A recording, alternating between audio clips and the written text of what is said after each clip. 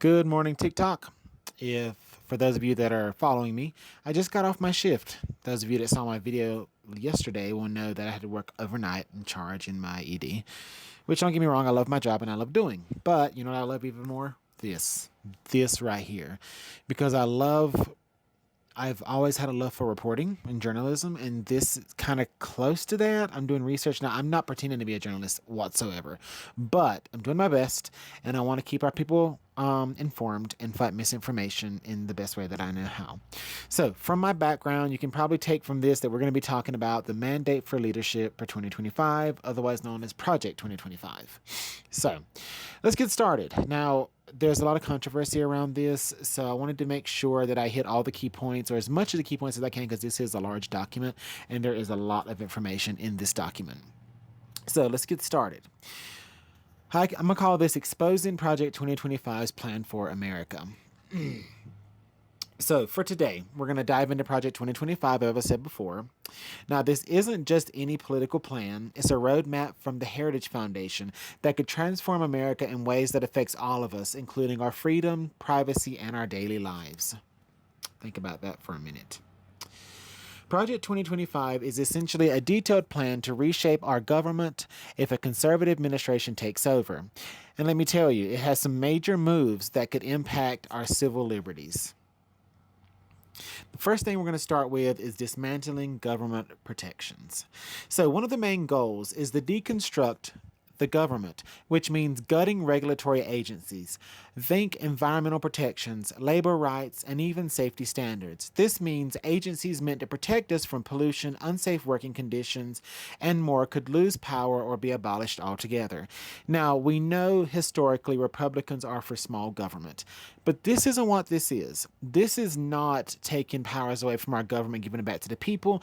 As I'll talk about later, this is taking the powers away from the government and consolidating them under the executive branch. You may have heard people talking about a new law that's being proposed called the No Kings Act.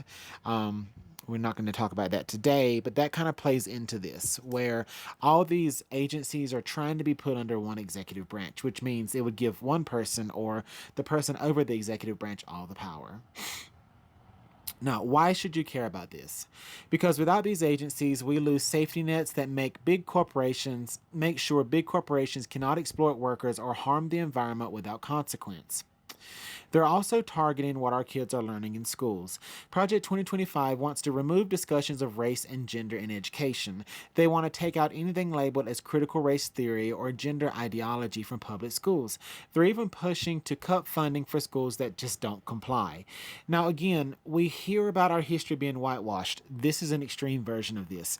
They want to take out anything that could make America look bad in the eyes of our own history, like whitewashing our history, taking out the fault for civil liberties, the slave movement, all these things. They want to take this out of our history, or at least whitewash it, to kind of paint America in a more brighter light. For those of us that understand history, we know that every modern nation has had their struggles, and our nation is no different. Now, let's talk about diversity, equity, inclusion, and crossing it out. This is a huge deal. Limiting these topics means erasing conversations about diversity, equality, and human rights from the classroom, leaving students with a limited understanding of the world. They also want to target LGBTQI plus rights in civil societies. Project 2025 also wants to target any organization that doesn't align with their values. They're pushing to strip tax exempt statuses from nonprofits that support LGBTQI plus rights and other progressive causes. This could stifle organizations that help the LGBTQ plus community, advocate for reproductive rights, and support racial justice. If successful, this could limit our freedom to support causes we believe in and force organizations into silence or even closure. Let's talk about the media and free speech. So it doesn't stop there. Project 2025 calls for taking control over public media and even tech companies, demanding they align with conservative values. They're framing it this way to protect conservative values, but it could mean censoring anything that doesn't fit their agenda. Now, we know one of our hallmarks of our society is freedom of speech, freedom of the press. This comes under fire in the mandate of leadership for 2025. Imagine a media landscape where only certain viewpoints are allowed, where free press is just a puppet for one perspective, and that's where this could all lead, guys, if we're not careful. Surveillance. They're also pushing for more control over borders and surveillance, which may seem like it's about security, but the fine print could mean more government monitoring and invasion of our privacy, especially for marginalized groups. This isn't just about protecting borders, it's about expanding control, and it could also open doors to increasing surveillance on just day-to-day citizens. So, what does it all mean? Project 2025 is a plan to centralize power, limit freedoms, and reshape our society in a way that targets education, civil rights, and even our personal privacy. This isn't just politics, it's about protecting our basic freedoms. Stay informed, spread the word, and don't let anyone take away our civil liberties without a fight. For follow-up and updates on policies that impact you, make sure everyone knows about Project 2025, and together we can stay informed about Project 2025. Now, that was just a light touch on what Project 2025 is, but in reality, it's a manifesto. It is a very extreme right-sided conservative manifesto. And if brought into power, it's going to reshape the landscape of what makes America great. Freedoms, free speech, freedom of democracy, freedom of choice, freedom over a woman to have the rights over her own body. All of these things come in danger. LGBTQI plus rights come under fire here. As much people want to say, oh, well, Donald Trump would never do that. He would never do that. Dramatic pause. He has literally said out of his own mouth that he's going to be installing people into his cabinet that have specific words in this manifesto, that has wrote parts of this manifesto. Now, I talked about in a previous video about the immigration czar that's going to be installed once Trump goes into office. That's just the beginning of this, guys. You know, looking back on history, look at Nazi Germany. How did Nazi Germany fall? Well, let me rephrase that. How did Germany become Nazi Germany? It wasn't by force. Hitler did not take an army and storm their government facilities. No, he did not. Hitler was charismatic. He spoke very well. He was able to lead people. Hitler, for all intents and purposes, was a great leader in that sense. He was able to move people to his agenda. Being charismatic, speaking to the people, he was able to meet the people where they were at. And people loved that about him.